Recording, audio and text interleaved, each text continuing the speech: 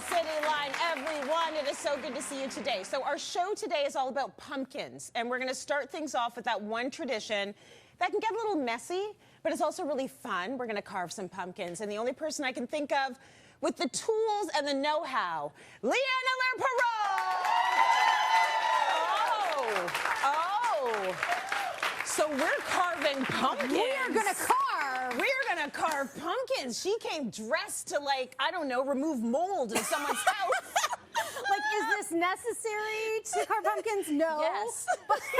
But when it's Cityline, I will never turn down an excuse to be ridiculous. Which is why we love you. Well, thank you, which is why I love being here with you. So let's talk carving the pumpkins. Yes. Because this is a tradition. My kids absolutely love it.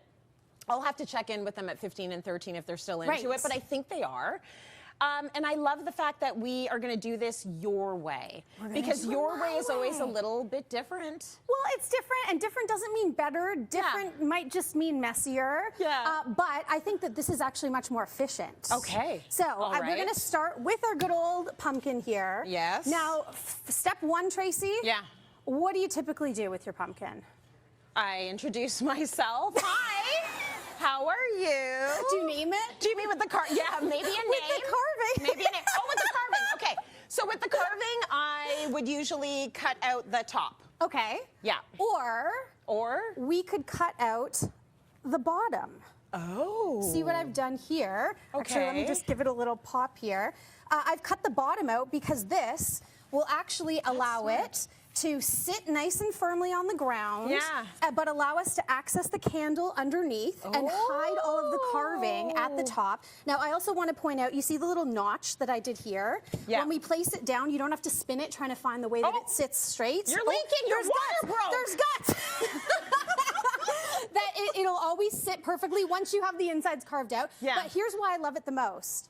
When you carve the top, after a couple of days, if you do the carving ahead of time, which I like to do, I like to enjoy my jack-o'-lantern early in the season, it starts to shrivel and the top falls inside. That's true. Right? And then it never sits properly. Yeah. Also, if you do candles and you're reaching in or out to either turn on the battery candles or light them, you can worry about burning yourself and getting all the gunk on yourself. So now you can just lift it out. So why have I never seen a pumpkin carved from the bottom? Like, this is very smart. This is a good way to do it. It's easy to do. Again, just lift it off, place your candle, and put it on like a lantern. Well, and also the raccoons come around and they're like, what's for breakfast today? So now it's like they can't do that if it's at the bottom. I love that. Absolutely, absolutely. Okay, so we already saw some of the guts come out, but that would be our next step. And how do you typically de-gut? Okay, so we just get in there with a spoon and scoop it out. You would use a spoon, or you could use an ice cream scoop, which works really well. Or I went to the dollar store and picked up this guy, which I have found to be so useful because it has a little kind of serrated edge on it. It looks terrifying. So this is perfect for this. Well, it's a bigger scoop to get the guts out, but it's also great for scraping the inside edges for all the stringy bits that are in there as well. Yeah, okay, good. Right? You got that shot. There or, there's a big or. If you have an egg beater, you can actually use this inside, and this kind of gets all of the gunk loosened up. If you have electric, even better. Oh. Right? But you know what I like? What? This actually works really well. It does work really well.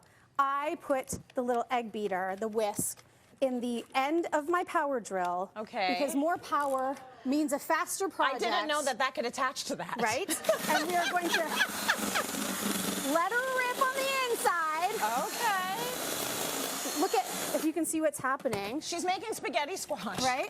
Look at all of all of those extra guts from the inside that come out. Great. Right? Yeah, that's Cleans it out so efficiently. So I love me a power tool whenever I can. Okay, so you're already like heads and shoulders above most people when it comes to the carving. So you showed us how to carve it from underneath, how to take all the guts out. Now what? We're going to go one step higher. Now we're going to draw some eyes. We're going to go above the head and shoulders, and we're going to go higher. Okay. So next, you would typically, as you said, draw the eyes. What do you use to draw? I use a Sharpie. So Sharpie's great because it helps you plan out your design, but it lets you plan once. So if it doesn't look great, you're kind of stuck with all of the marker lines versus using a dry erase marker.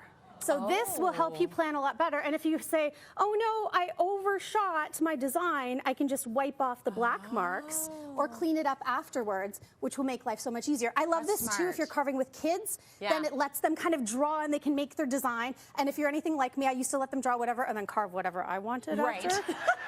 And then go, oh, look at your pumpkin, it turned out beautiful. So good. Right? But they don't need to see that you didn't carve all of their design, you wipe it off. Right. So with this, you can draw the design, or you can use these little guys. These are basically cookie cutter pumpkin punches. Ooh. So with these, if you actually notice, I put these on ahead of time and trace them so that I could lay out my design. But then, once they're traced, and you can see I have the bottom off of this one too, you basically just punch right through and then pull them out, and you have perfect, look at clean the whole, cuts. It comes out with it, which is so cool. Cuts. So what do? Did you just hammer that in there? So basically, you just kind of line it up as I had the design drawn. Yeah. I just kind of pierced the edges and then used a rubber mallet just to tap through. Little nose job action happening there, and then you pull it right out. So you thought of everything. Again, that's so cool. I love this because there's no knives involved, so kids can really partake in this. You don't have to worry about the over slicing. And I always, when it comes to the jagged teeth, I'm always cutting the teeth off, and then went to the dentist, I guess. Yes. So well, I always say to them, it's supposed to be ugly. Right. It's Halloween. Right. Exactly. But this is so like clean, crisp, beautifully done. It is very clean. Yes. What else do you do differently than us common folk? What else well, you got? I'm sharing all the tricks. So now, once it's finished, it goes out on the porch. It's lovely for a day. And then the squirrels have a buffet, right? It's delicious. So here's what we're going to do to avoid any rodents hanging around. Okay. First things first, if you've got a pet, give them a little spa day and a brush and take some animal hair. This is from my dog, and put that inside. Before, obviously, we're not lighting candles at this point, and when you are lighting candles, that comes out.